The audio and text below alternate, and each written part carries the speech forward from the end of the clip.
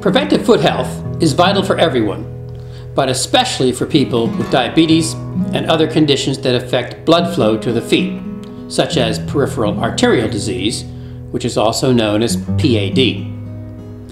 Injuries to the skin of the foot or the fat pads can interfere with mobility and lead to damage to underlying blood vessels, nerves, tendons, ligaments, and other foot structures. Your feet are more vulnerable to injury if you have neuropathy. That's nerve damage that can cause a lack of sensation or even numbness. The greatest danger from neuropathy is unrecognized trauma to the feet. For example, you may step on a piece of glass or a nail and fail to take care of the cut because you don't see or feel it. This could lead to infection and, if left untreated, even an amputation. And even if you don't have neuropathy, compromised blood flow to your feet can interfere with your ability to walk, to climb stairs, or to perform other activities of daily living.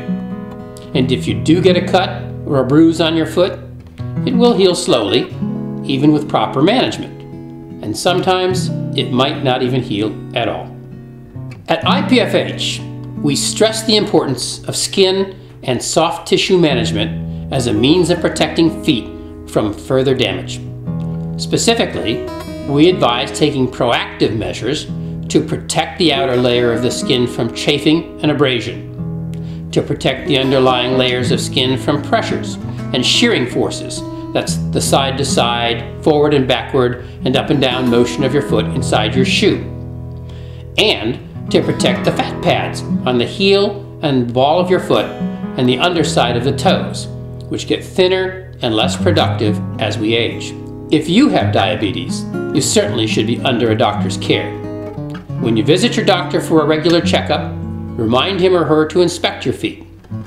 There are also steps you can take on your own to help protect your skin and soft tissues and ensure that your feet will stay as healthy as possible. Inspect your feet at least once a day, ideally after a bath or shower.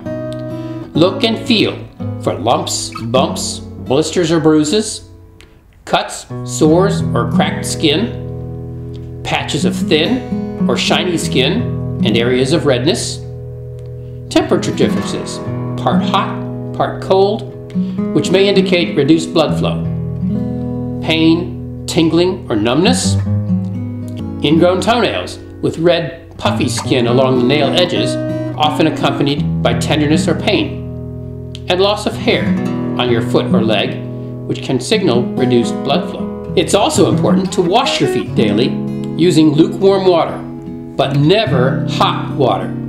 After washing, dry your feet thoroughly, including between the toes. Keep them supple by applying a water-soluble lotion to the bottom and top of your feet, but not between your toes, where the additional moisture there could result in fungal growth and subsequent infection. To further protect your feet, IPFH suggests wearing only properly selected and fitted padded socks with shoes with non-slip outsoles and any inserts or orthotics prescribed or recommended by a doctor or a foot health professional. Your padded socks, shoes, and inserts should be fitted using IPFH's integrated approach. You can learn more about this fitting approach by watching the integrated approach video at www.ipfh.org.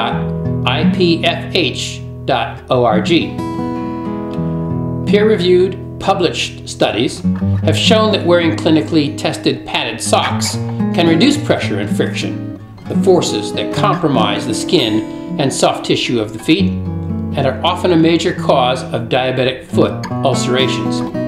You'll want to learn more about clinically tested padded socks by reviewing the research section of ipfh.org.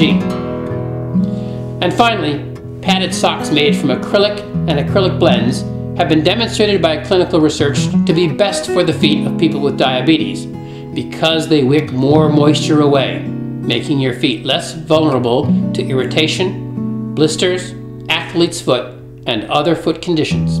Follow these foot care tips to help ensure that your feet are as healthy and functional as possible, despite your diabetes. If you're caring for someone with diabetes, Inspect that person's feet regularly. Keep his or her feet clean and dry, and choose the appropriate and properly fitted padded socks and footwear. Also, be sure to communicate regularly with the person's doctor. To learn even more about diabetes and foot care, be sure to visit our website at www.ipfh.org.